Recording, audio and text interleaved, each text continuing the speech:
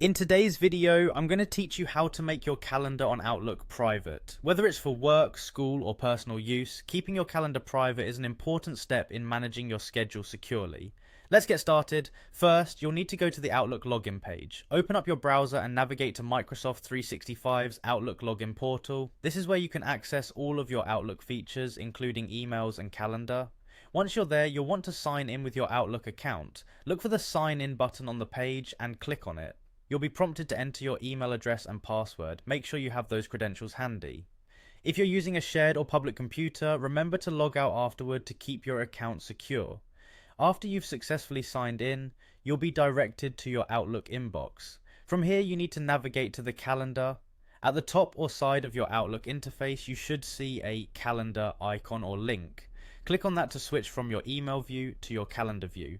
Now that you're in the calendar view, you want to focus on the left panel where your different calendars are listed. Look closely for a section marked My Calendars.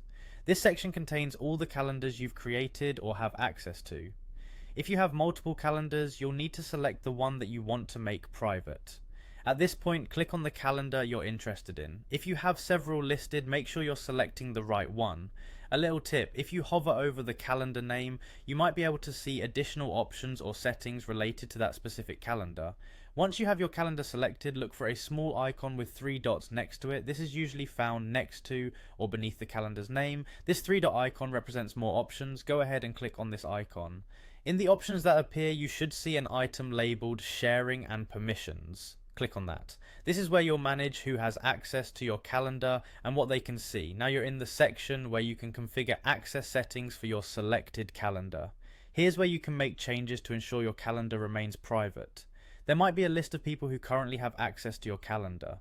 To limit or remove this access, simply select the person's name and adjust the permissions. You might see options ranging from full details to limited details, or you might even want to remove access entirely. If others do not need to see your calendar, it's a good practice to limit it as much as possible. Choose the option that says Can View When I'm Busy instead of Can View Titles and Locations or Can Edit. This choice allows people to see you're unavailable without giving out any more detail than necessary. After you've adjusted these settings, it's crucial to take a moment to double check your changes. Make sure the access level is what you want it to be for each person, and that anyone who shouldn't have access has been removed. Once you're confident your calendar settings reflect your privacy preferences, don't forget to save your changes. There might be a save button, or it might save automatically depending on your Outlook version.